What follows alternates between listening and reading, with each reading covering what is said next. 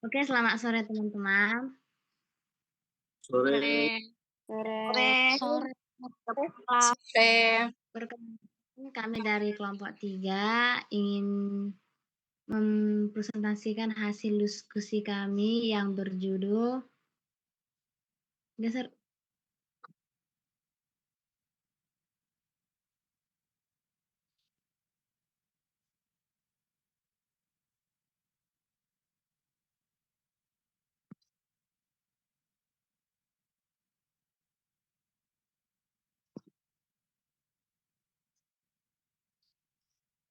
tentang pengertian rasio-rasio keuangan. Dengan saya, Louis Tampu Bolon. Saya Rita Gultom. Saya Risma Widiasi. Oke, materi pertama akan dibacakan oleh Rita. Materi yang akan saya jelaskan adalah pengertian rasio. Rasio adalah alat analisis keuangan yang paling umum dan banyak digunakan. Rasio berupa angka-angka yang ditampilkan dalam suatu periode yang dapat dibandingkan antara satu angka dengan angka lainnya. Rasio keuangan adalah hal utama untuk menilai dan menggambarkan perkembangan sebenarnya kondisi keuangan suatu perusahaan.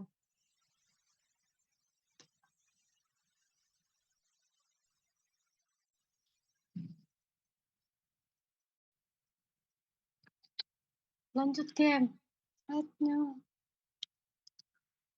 Perbandingan rasio keuangan.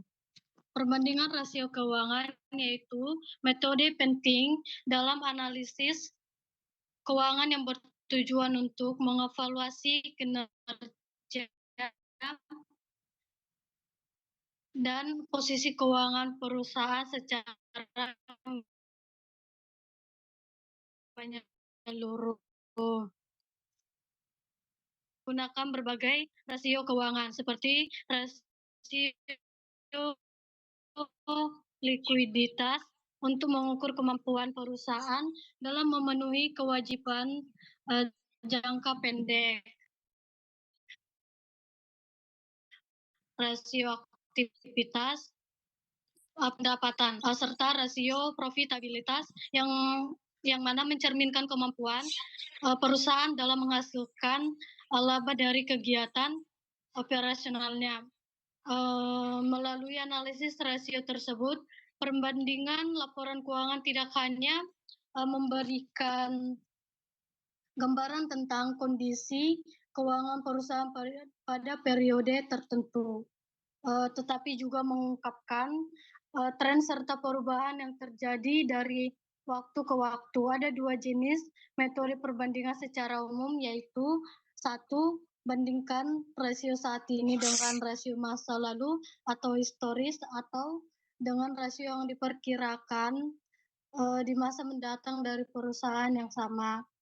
Dua, membandingkan rasio-rasio suatu perusahaan atau company ratio dengan rasio sejenis dari perusahaan lain yang sejenis industri ratio pada waktu yang bersamaan.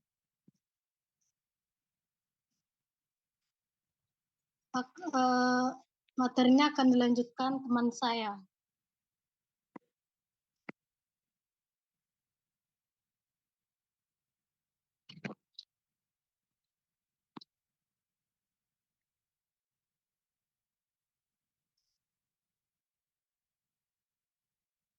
Loisa. Game masih perbandingan rasio keuangan, Game.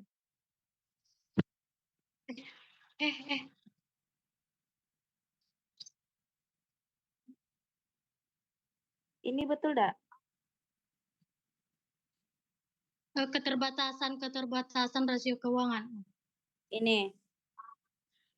Satu slide lagi. Keterbatasan. Ini. Ya. Ini udah keterbatasan loh, berarti aku Kenapa nggak diulang dari awal sih? Macet-macet tahu. Iya. Tadi waktu Rita baca tuh juga macet-macet soalnya. Kayak gitu nah. Astaga. Terus gimana? ulang ya? Udah Pak, lanjut bae. Dari sini kan? Iya ya. Ya, lanjut aja. nanti Oke, Ibu materi tahu berikutnya. direkam nih. Sudah.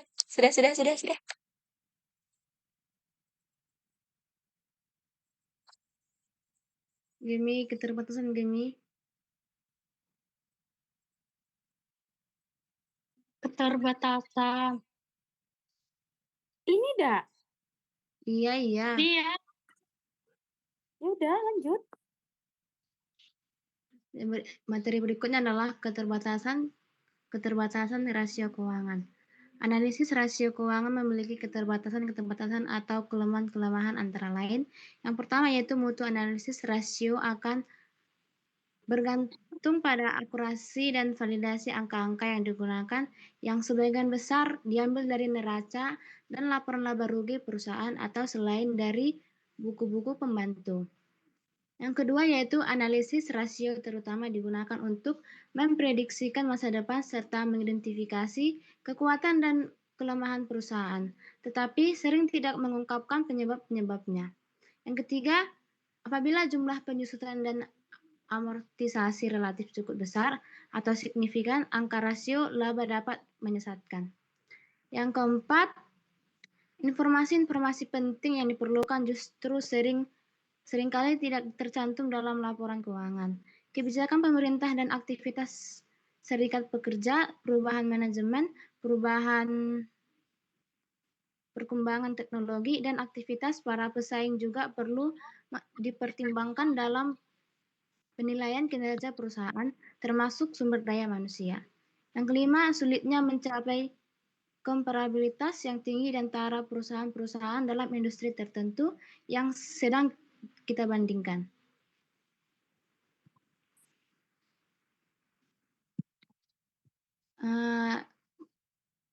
Materi berikut yaitu jenis rasio keuangan.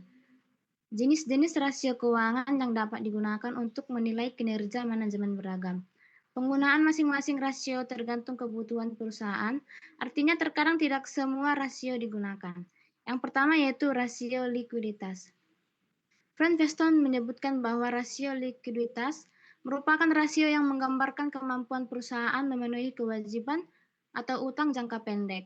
Jenis-jenis rasio likuiditas yang dapat digunakan terdiri dari yang pertama rasio lancar, yang kedua rasio sangat lancar, yang ketiga rasio kas, yang keempat rasio perputaran kas, dan yang kelima inventory to net working capital. Yang kedua yaitu rasio solvabilitas atau LAVERA. Rasio solvabilitas atau risiko leverage ratio merupakan rasio yang digunakan untuk mengukur sejauh mana aktivitas perusahaan dibiayai dengan utang. Adapun jenis-jenis rasio solvabilitas antara lain, yang pertama debt to asset ratio, yang kedua debt to equity ratio, yang ketiga long term debt to equity ratio, yang keempat time interest earned, yang kelima fixed change coverage.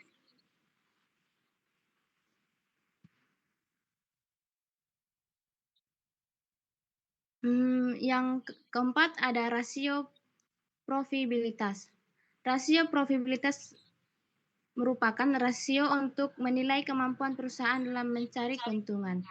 Jenis-jenis rasio probabilitas sebagai berikut. Yang pertama profit margin, yang kedua return on investment, yang ketiga return on equity, yang keempat laba per lembar saham, yang kelima rasio pertumbuhan. Yang kelima ada rasio pertumbuhan. Rasio pertumbuhan merupakan rasio yang menggambarkan kemampuan perusahaan mempertahankan posisi ekonominya di tengah pertumbuhan perekonomian dan sektor usahanya. Dan yang keenam ada rasio penilaian. Rasio penilaian yaitu rasio yang memberikan ukuran kemampuan manajemen menciptakan nilai pasar usahanya di atas biaya investasi seperti yang pertama ada rasio harga saham terhadap pendapatan, dan yang kedua rasio nilai pasar saham terhadap nilai buku. Materi selanjutnya akan dilanjutkan oleh Risma.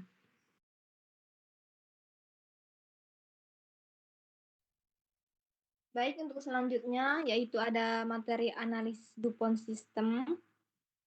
Pasti teman-teman nggak sering dengar, analisis DuPont System itu adalah metode yang digunakan untuk mengevaluasi kinerja keuangan perusahaan secara terintegrasi dengan memecah return on equity atau ROE menjadi beberapa komponen utama. Nah, komponen-komponen utama ini menjadi 3 komponen utama, yaitu 1 net profit margin yang menunjukkan efisiensi perusahaan dalam mengonversi pendapatan menjadi laba bersih. Hal ini mencerminkan kemampuan pengendalian biaya dan harga jual produk.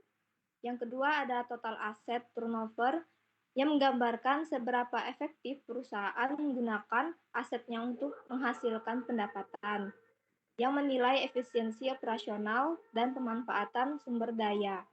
Yang ketiga ada equity multiplier di sisi lain, yaitu untuk mengukur leverage keuangan perusahaan dengan menunjukkan hubungan antar total aset dan ekuitas pemegang saham.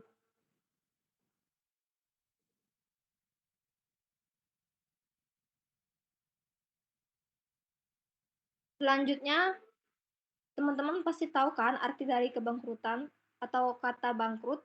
Kebangkrutan itu adalah masalah yang sangat berat, sangat esensial yang harus diwaspadai oleh perusahaan, karena jika perusahaan sudah terkena bangkrut, maka perusahaan tersebut benar-benar mengalami kegagalan dalam usaha. Hukum kebangkrutan, yaitu hukum federal di Amerika Serikat tentang kebangkrutan pada tahun 2005, Kongres mengubah ketentuan kebangkrutan lebih lanjut, mempercepat proses kebangkrutan bagi perusahaan dan mengatur proses yang lebih sulit bagi konsumen untuk memanfaatkan ketentuan yang bisa menghapus hutang tertentu. Hukum kepahilitan di Indonesia bersifat fleksibel karena menyediakan kreditor, angkatan kerja, dan pemegang sahamnya.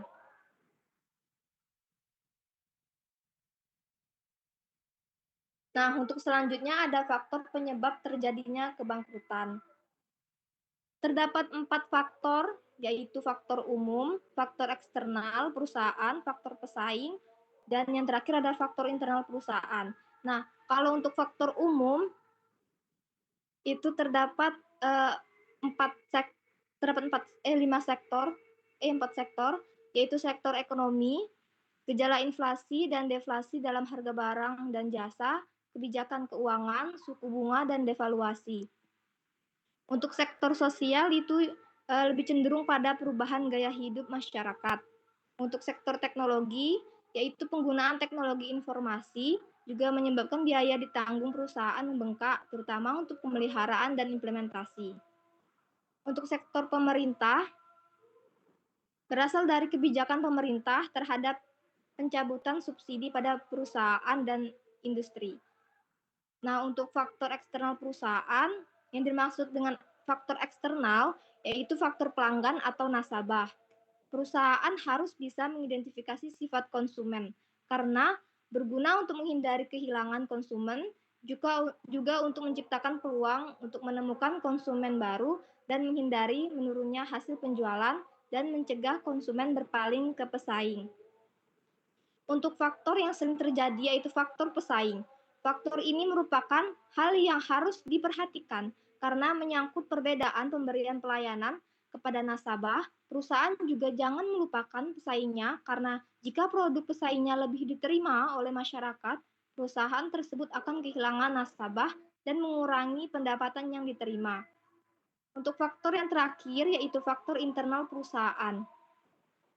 Faktor-faktor yang menyebabkan kebangkrutan secara internal yaitu terlalu besarnya kredit yang diberikan kepada nasabah sehingga akan menyebabkan adanya penunggakan dalam pembayaran sampai akhirnya tidak dapat membayar manajemen tidak efisien yang disebabkan kurang adanya kemampuan, pengalaman, keterampilan sikap, dan manajemen. Selanjutnya,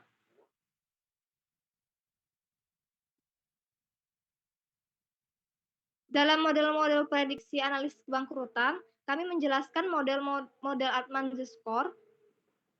Analisis score adalah model prediksi kebangkrutan yang sudah dikembangkan di beberapa negara seperti Amerika Serikat, Jepang, Jerman, Swiss, Brazil, Australia, Inggris, Irlandia, Kanada, Belanda, dan Prancis.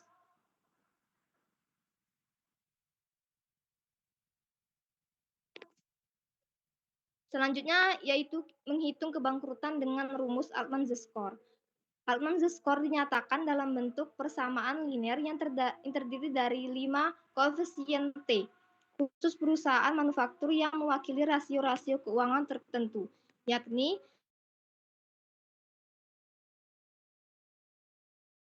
empat T2 ditambah 3,3 T3 ditambah 0,6 T4 ditambah 0,99 T5, di mana keterangan dari rumus tersebut adalah T1 sama dengan modal kerja neto dibagi total aset, T2 yaitu saldo laba dibagi total aset, T3 EBIT dibagi total aset,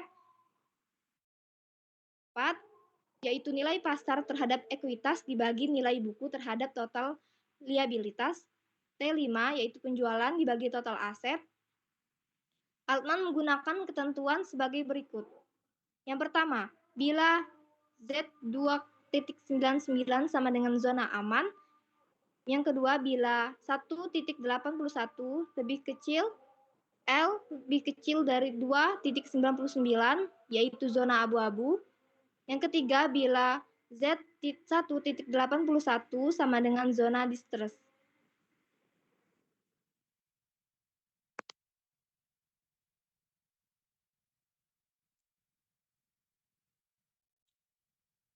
Oke, selanjutnya ada sesi tanya jawab.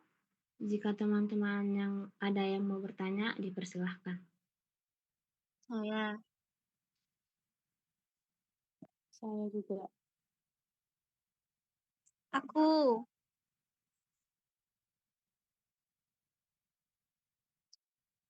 Alfia, silahkan Alfia.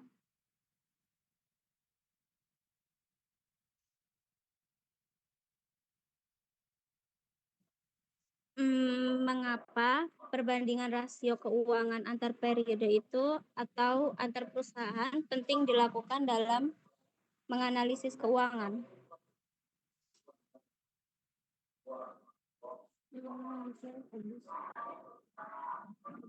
Oke, pertanyaan yang kedua. Saya Clara, silahkan. tolong jelaskan dan sebutkan keterbatasan dalam penggunaan rasio keuangan ini sebagai alat analisis kinerja pada perusahaan. Terima kasih. Oke. Satu pertanyaan dipersilahkan. Saya Untuk kelompok 4 ingin bertanya, bagaimana sih analisis DuPont System dapat membantu manajemen dalam mengevaluasi kinerja keuangan perusahaan? Oh, oke.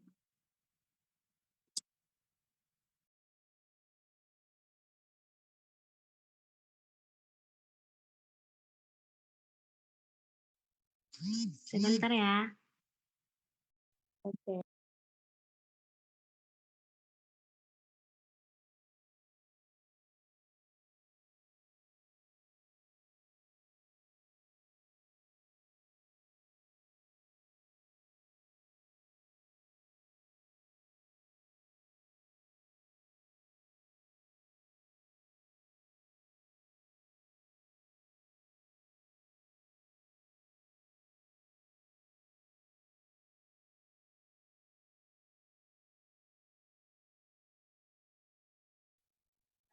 Masih macet enggak suaraku? Dikit. Enggak.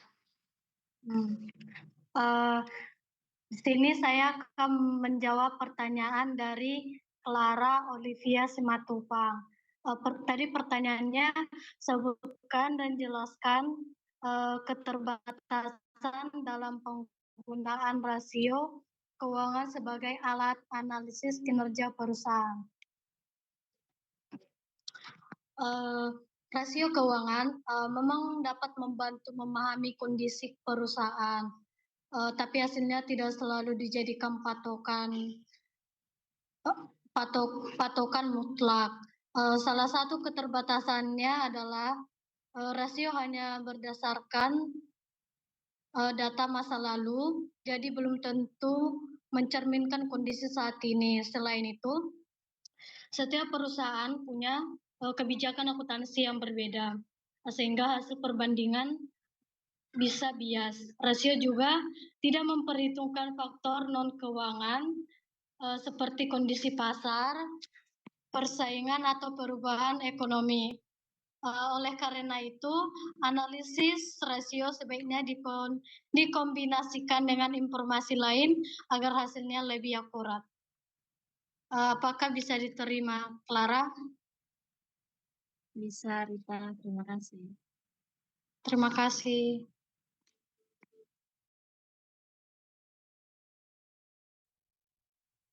Baik, saya akan menjawab pertanyaan dari Alfia.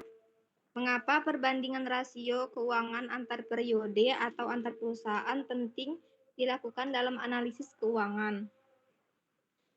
Perbandingan rasio keuangan penting karena dari situ kita bisa melihat apakah kondisi keuangan perusahaan sedang membaik atau justru menurun dari waktu ke waktu. Kalau hanya melihat satu periode saja, kita tidak tahu apakah kinerja perusahaan sudah efektif atau belum. Selain itu, membandingkan dengan perusahaan lain yang sejenis juga membantu mengetahui posisi kita di pasar. Apakah lebih efisien, lebih menguntungkan, atau malah tertinggal. Jadi, perbandingan ini bisa jadi bahan evaluasi dan dasar pengambilan keputusan bagi manajemen. Gimana, Via? Oke. Makasih. Selanjutnya, di sini saya akan menjawab pertanyaan tadi dari Yami.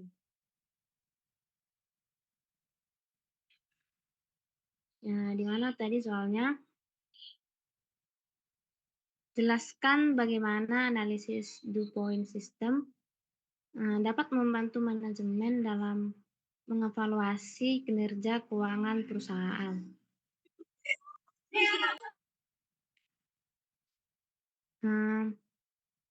Analisis DuPont System membantu manajemen melihat lebih dalam penyebab naik turunnya kinerja keuangan sebuah perusahaan. Jadi dengan DuPont ini, manajemen bisa mengetahui apakah laba yang diperoleh dipengaruhi oleh efisiensi penggunaan aset, tingkat penjualan, atau struktur modal. Misalnya kalau laba menurun, sistem DuPont bisa menunjukkan apakah masalahnya ada di margin keuntungan yang kecil atau perputaran aset yang lambat. Jadi, analisis ini membantu manajemen berfokus pada memperbaiki bagian yang paling lemah agar kinerja sebuah perusahaan bisa meningkat secara keseluruhan. Apakah Demi dapat menerima? Dapat, terima kasih. Oke, sekian dari hasil presentasi kami pada hari ini. Mohon maaf tadi jika ada kesalahan teknis. Sekian dari presentasi kelompok 3, kami ucapkan terima kasih.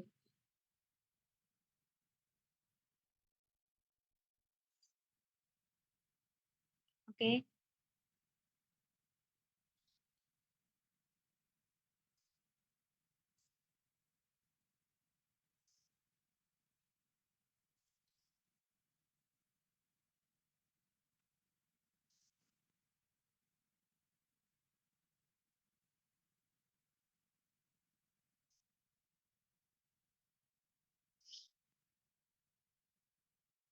Bentar ya, Kak ya. Coba lakukan PPT-nya lagi.